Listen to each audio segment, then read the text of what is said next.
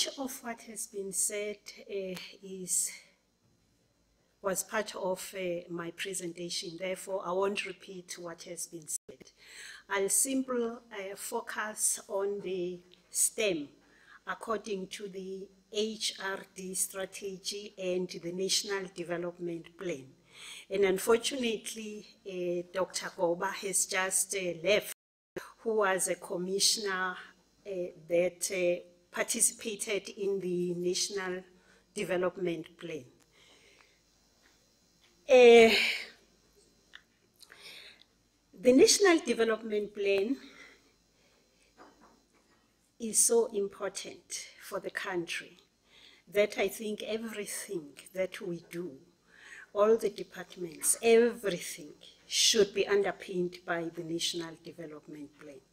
Actually, when I talk about STEM, I'm only focusing on Chapter 9. It's only Chapter 9, so you can imagine it's quite a huge thing. They are all sectors. And the uniqueness of the NDP plan is its specific targets. It doesn't waffle around, it tells you exactly that is what is required by 2030. So this 2030 is the due date. In other words, all the targets that we need to meet should be met by 2030. So I'm starting with the NDP plan because it should underpin everything that we are doing. And of course, STEM features very prominently because STEM is very important in our country. And that is why they say the foundational skills in areas such as mathematics, science, are essential components of a good education system. Now, these are quantifiable schooling targets. Now, when I say schooling targets, I have schooling targets and then higher education. I've left out everything else just to focus on where the STEM is in the NDP. The first one is the acceptable level of performance, which should be 50% by 2030 in maths and science. And you know how important it is, and that should happen in about 80% of all the schools. And in actual fact, engineering, technology, scientists will realize that 50% is not good enough. Thank you so much. 50% is not good enough. To be accepted for an engineering program at UP, you must have at least 70% in both maths and science. Or then at least, that's at least. But they require you to get at least one distinction in one of the two. And therefore, 50% is really low.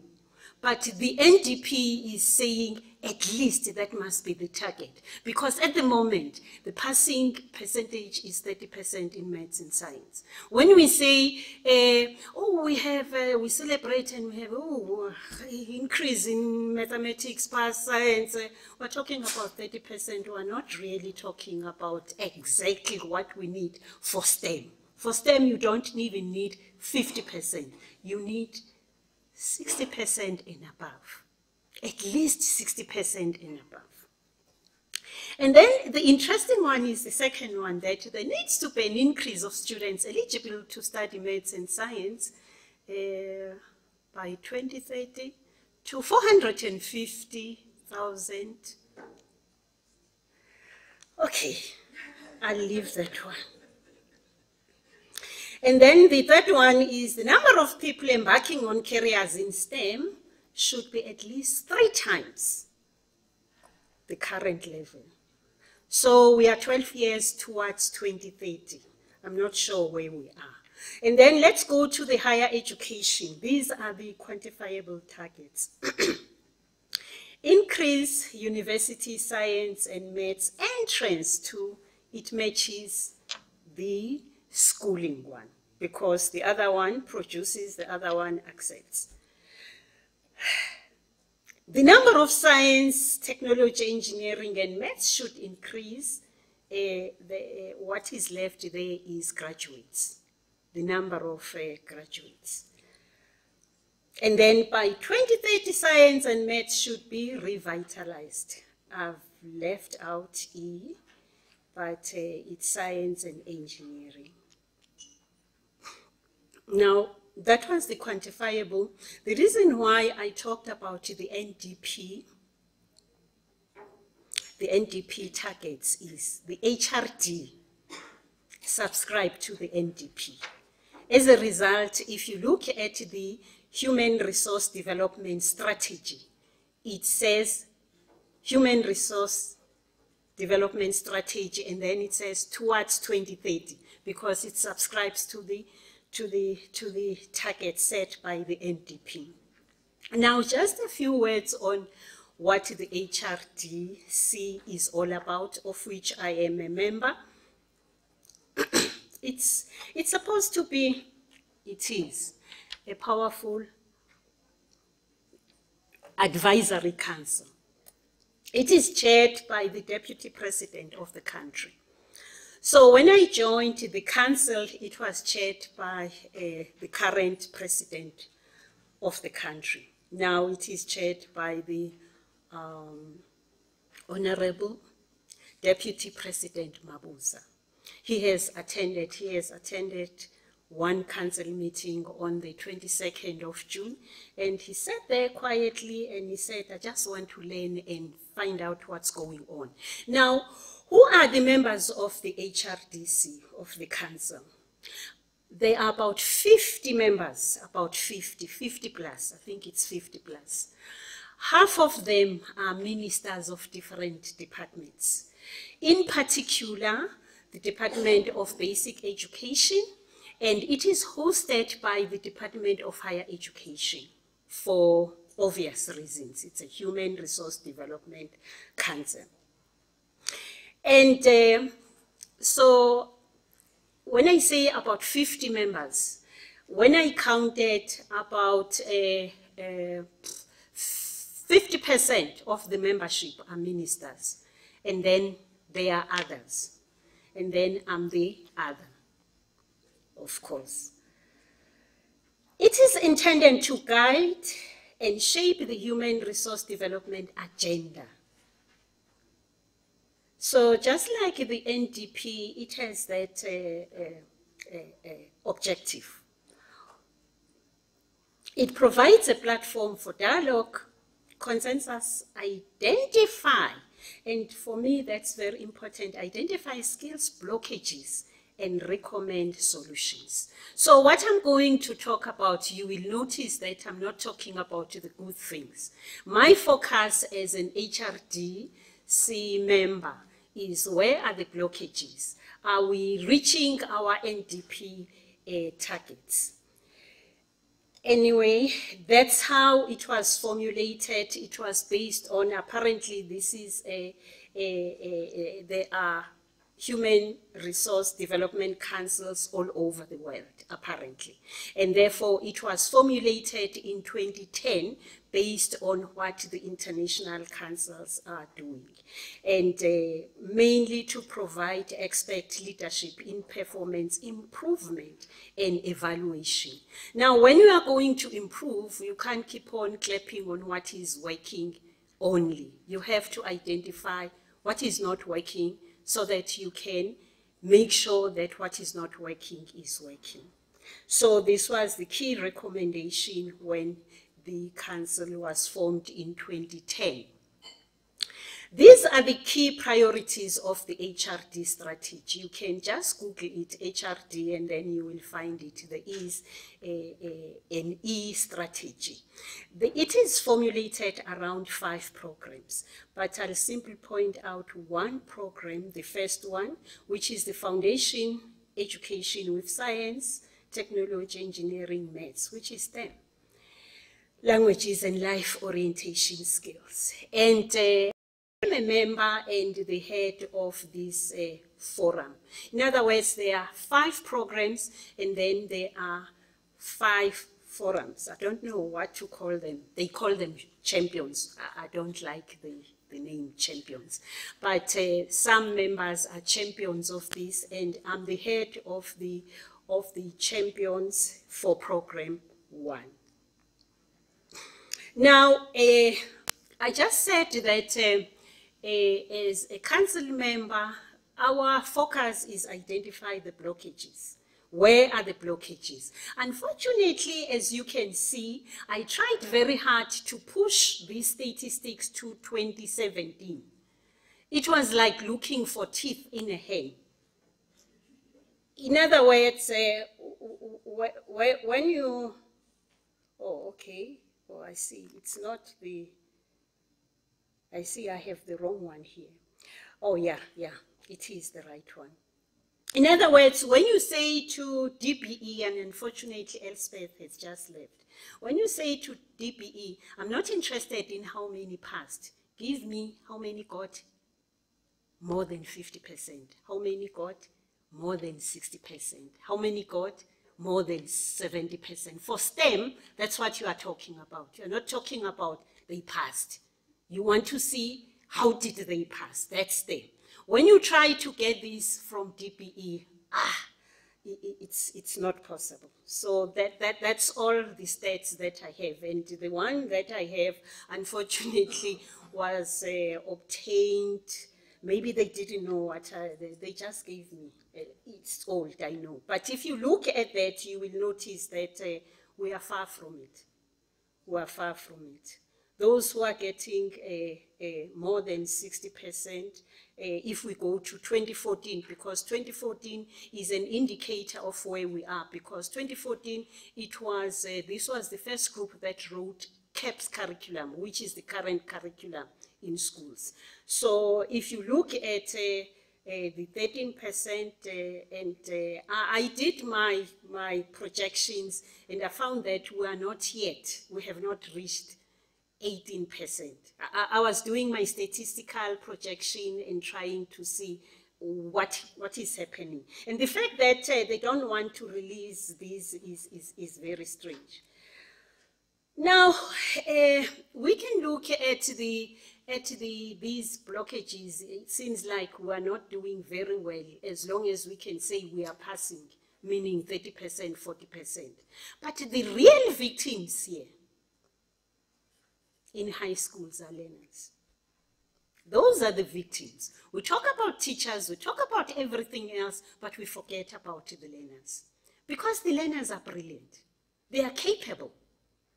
And we are letting them down. So this is what I pulled out based on what I have encountered. There was a program that, that was initiated just to cap some of the backlogs in rural areas. And this is the literature that I found. This is international literature on adolescents. Adolescents are in high schools. When they grow physically, we don't realize they grow cognitively. And it's this cognitive growth that is not being tapped on. And therefore, those kids are very brilliant. And, you know, I had some of the presentations talking about the methodology and learning for understanding, conceptual understanding. Honestly speaking, the high scholars don't do well in methods. They do well in understanding. They do well in why. Why do we do what we do? They don't do well in methods. And unfortunately, Doc from Limpopo talked about the teachers who come to high schools and they are pleasantly surprised that they can't deal with the kids. Those kids don't go for methods. They want to know why. Why are you doing what you are doing? And unfortunately, it's not the teachers only. I've also discovered the textbooks also are focused on methods. You find methods, you read the methods and you say, where did this come from? They are not saying so. And then we expect the learners to know. So in terms of STEM, now most of the presenters have left. I mean, engineering, you know, I sit with the engineers and by osmosis, I call myself an engineer because I've adapted to what they are doing. You know, they are problem solvers and they are focused. When they start a project, they want to finish it, they complete it. Guess what? High scholars are like that. They are like that. And when we started this program, I'm going to speak about this a little bit. When we started this project, you talk to the teachers first because that's the natural place to start. Start with the teachers. If you get to the teachers, then you are going to have a multiplier effect. And then you say, what are the blockages? What are the problems? And then the teachers will say, oh no, these kids are not motivated. You don't know. They don't want to learn. Thing is, they don't want to learn methods they don't understand. You tell them where you are getting it so that they can get it for themselves. That is the problem. Right, and then now let's look at the progress. Remember that NDP was established in 2010. What has happened in terms of the policy? The DHET published the policy on the minimum requirement for teacher education qualification in 2015. And the policy states that the beginning teachers must have a sound knowledge of the subject. Well, I'm not going to cite anything, but the most important thing for me was it says that there are two pathways for teacher education, B.Ed and B degree or BSc in the STEM language. And then in 2014, the DBE released the protocol for Funda Lushaka. Now, Funda Lushaka, let's go down to the memory lane. Where did it come from? It came from the SONA of 2001, where the former President Mkhize emphasized the centrality of STEM. In 2001, the National Strategy for Maths and Science was launched. And one of the things, there are many shortcomings that were identified that required to be addressed by the strategy. And number 2 is underqualified and unqualified mathematics, science and technology educators. And then number 4, lack of financial support for grade 12 graduates to train as educators in mathematics and science. That was 2001. And then 2007, Funda Lushaka was launched.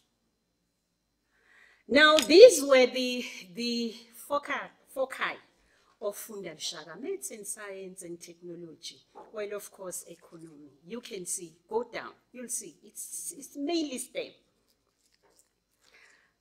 Oh, okay, let me go back. But however, Funda Lushaka has become, this is one of the inspectors. And he says, no, it has not done what it was supposed to do, produce for us maths and science teachers. Now, I took my little survey for some rural schools, 26 of them of the Funda Lushaka. Out of 66 Funda Lushaka, 65 did B.Ed and 1 B.A, no BSc. And these are the results of those schools. If there is correlation, there's something like correlation. These are the results. If you break it down, the highest were 40%ers. I'm not saying it's because they have PhD. I'm saying it seems like that needs to be looked into. I believe Funda Lushaka should have at least 50-50, BSc and B.Ed.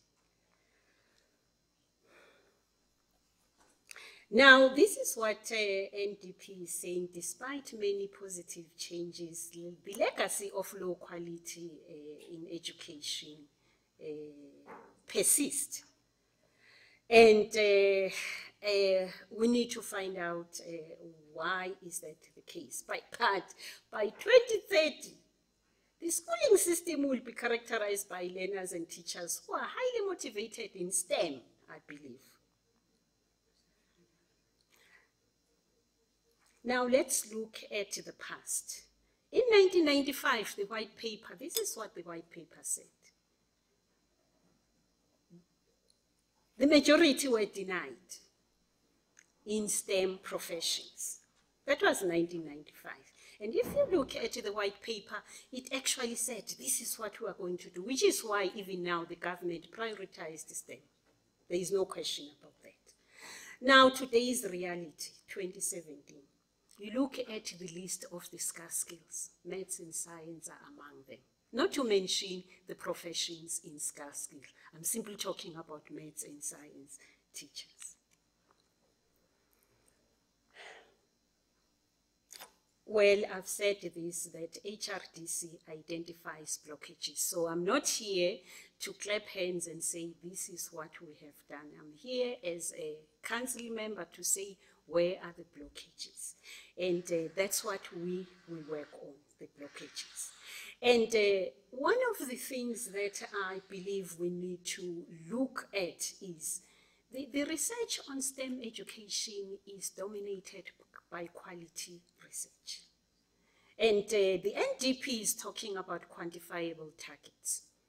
There is no way you can only focus on quality research. It should be mixed method, quantity and quality.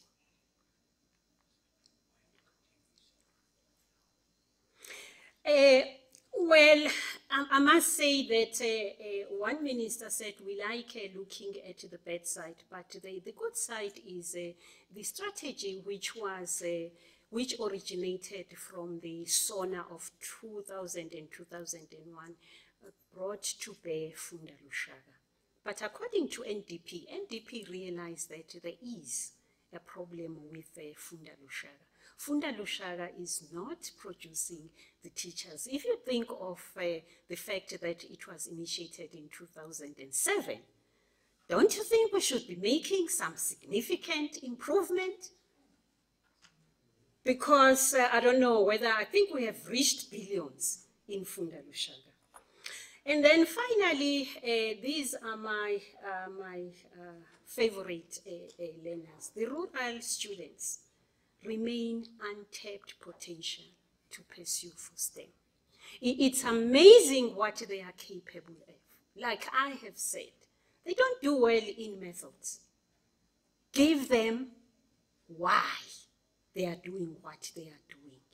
And I must say that in the project that I was involved in rural areas, after those results that I showed you, we moved some 30%ers to 60%. In just few days during holidays.